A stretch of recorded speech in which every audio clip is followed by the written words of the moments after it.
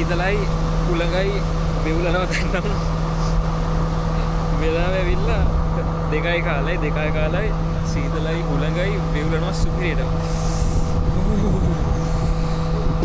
මීදුම් කලාගන්න ඉවසන්න බෑ සීන් එකක් තමයි දැන් තියෙන්නේ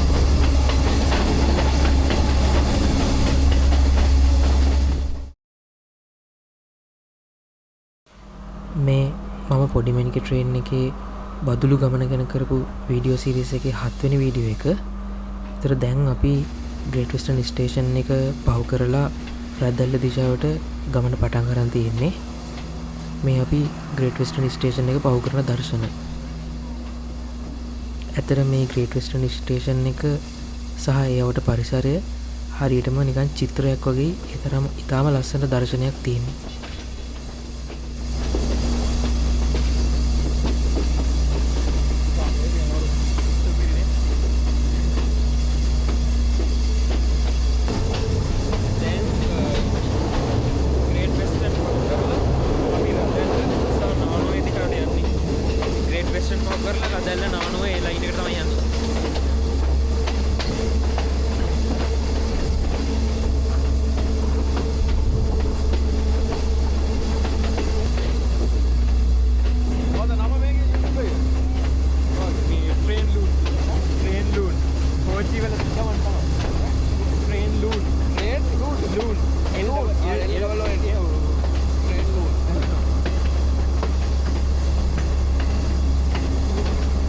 ග්‍රේට් වෙස්ටර්න් ස්ටේෂන් එකයි ඊට පස්සේ අපිට හම්බෙන රදල්ලි ස්ටේෂන් එකයි අතර කොටස ගත්තොත් ග්‍රේට් වෙස්ටර්න් ස්ටේෂන් එකේ මුහුදු මට්ටමේ ඉඳලා උස මීටර 1455ක් විතර වෙන්නේ. රදල්ලි ස්ටේෂන් එකේ මුහුදු මට්ටමේ ඉඳලා උස මීටර 1575ක් විතර වෙන්නේ.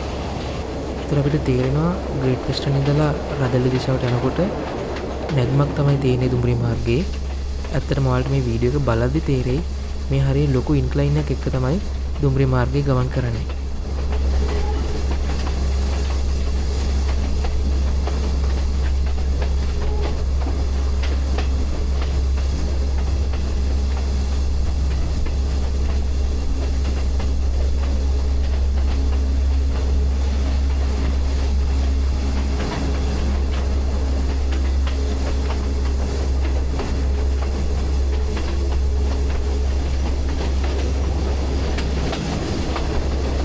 තාමත් අපි ග්‍රේට් වෙස්ටර්න් කන්ද පාමුල තමයි මේ ගමන් කරන්නේ.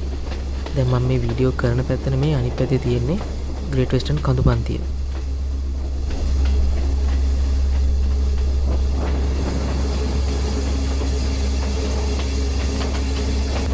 අන්න ආයේ නියම view එකක් එන්නේ. ආයෙත් සුපිරි view එකක් තියෙනවා බලන්න.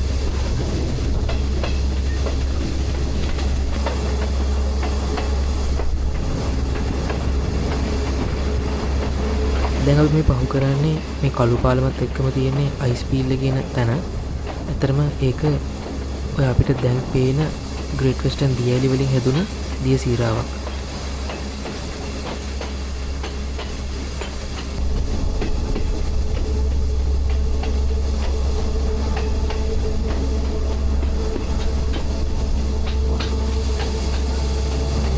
අපි දකින්නේ ග්‍රේට් වෙස්ටර්න් කඳු, ඒ වගේම ග්‍රේට් වෙස්ටර්න් දියඇලි.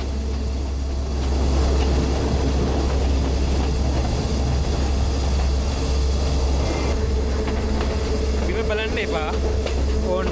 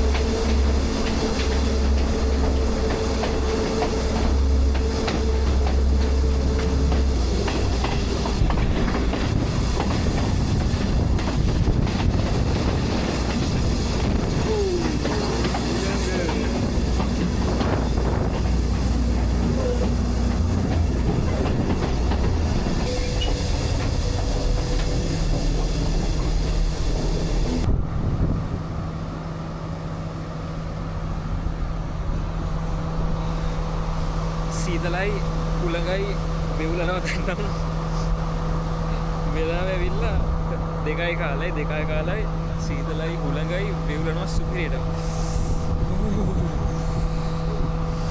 දැන් අපි මේ පහු කරන්නේ රදල්ල දුම්රිය ස්ථානය.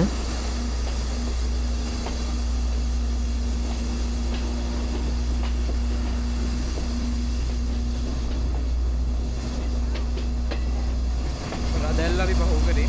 ඊළඟට තියෙන්නේ නානුවයි. දැන් අපි රදල්ල ඉඳලා නානුවේ දිශාවට ගමන් කරමින් තියෙන්නේ. මේ කොටසේ තියෙන විශේෂත්වය තමයි රදල්ල දුම්රිය ස්ථානයට වඩා මුහුදු මට්ටම ඉඳලා උසන්ව ගත්තොත් මදක් පහලින් තමයි නානුවේ දුම්රිය ස්ථානේ පිහිටලා තියෙන්නේ. එතකොට ඔයාලා දැන් මේ වීඩියෝ එකේ දකින විදිහට මුලින් රදල්ල පහු කරලා යම් දුරක් යනකම් ඉන්ක්ලයින් එකක් තියෙන දුම්රිය මාර්ගයේ ඊට පස්සේ ඔයාලට ඉස්සරහට බලන්න පුළුවන් මේ වීඩියෝ එකේදී නානුවේ ස්ටේෂන් එක කිට්ටු වෙද්දී ඩික්ලයින් එකක් පටන් ගන්නවා. දුම්රිය මාර්ගයේ බෑවුමක් පටන් ගන්නවා. ඒකට හේතුව අර නානුවේ දුම්රිය ස්ථානය රදල්ල දුම්රිය ස්ථානයට වඩා මදක් පහලින් පිහිටලා තිබීම.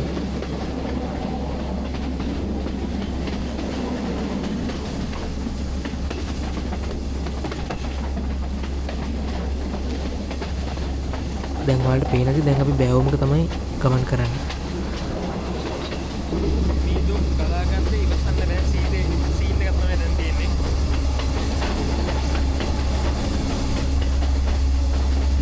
මේ කොටසේදී අපිට උඩරට දුම්රිය මාර්ගයේ 17 වෙනි දුම්රිය බිංගයත් හමු වෙනවා. නානුවේ දුම්රිය ස්ථානයේ තියෙන විශේෂත්වය තමයි විශේෂයෙන්ම සංචාරකමය වශයෙන් වැදගත් වන නුවර එළියට ආසන්නයෙන්ම පිහිටලා තියෙන දුම්රිය ස්ථාන වෙන්නේ නානුවය. එතකොට ටූරිසම් පැත්තෙන් ගත්තොත් සෑහෙන ලොකු වැදගත්කමක් තියෙන දුම්රිය ස්ථානයක් තමයි නානුවය. අතීතයේ නානුවේ දුම්රිය ස්ථානය දුම්රිය මාංශන්දයක් විදිහට වැඩ කරලා තියෙනවා. ඇත්තටම ඉස්සර නානුවේ ඉඳලා නුවර එළිය සහ රාගලට පටුවාමාන දුම්රිය මාර්ගයක් තිබිලා තියෙනවා. ඔයාලා දන්නවා ඇති උඩුකුස්සෙල්ලාව දුම්රිය මාර්ගය කියලා. ඒතර ඒ දුම්රිය මාර්ගය සහ බදුල්ලට යන දුම්රිය මාර්ගයේ මේ මාර්ග දෙක දෙපැත්තට බෙදෙන සංදියක් විදිහට නානුවේ දුම්රිය ස්ථානය ඔපරේට් වෙලා තියෙනවා. ගොඩක් අය දැන් ට්‍රේන් එකේ ඉන්නේ ඉන්දියාවේ නානුවේ.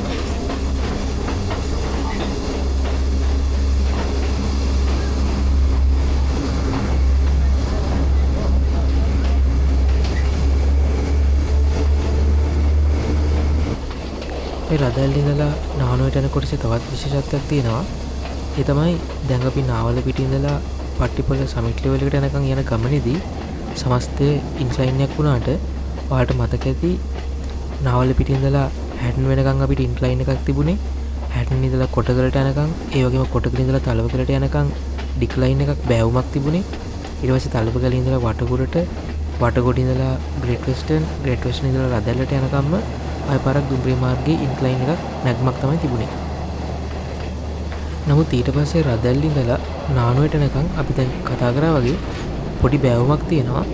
නානුවේ ඉඳලා ඊට පස්සේ පට්ටිපොළ සමිට් ලෙවල් එකට යනකම් දුම්රිය ස්ථාන අතර ගත්තොත් සමස්තය ඉන්ක්ලයින් එකක් විතර තමයි යන්නේ. එතකොට මේ නාවල පිටින් ඉඳලා පට්ටිපොළ සමිට් ලෙවල් එක වෙනකම් යන ගමනේදී දුම්රිය ස්ථාන අතර බෑවුම් ගත්තොත් අපිට හම්බෙන අවසන් බෑවුම තමයි මේ රදල්ල සහ නානුවේ අතර තියෙන කොටස.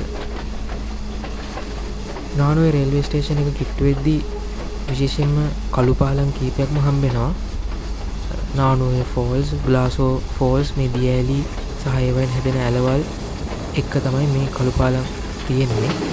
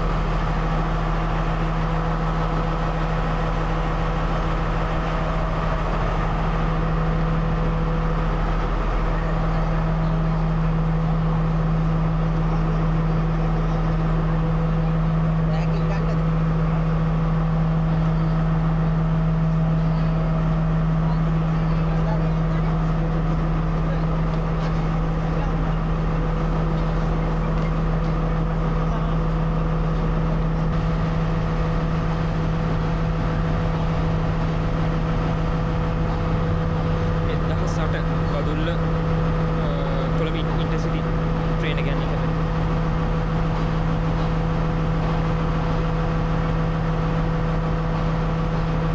ආයෙත් බස් එක පටන්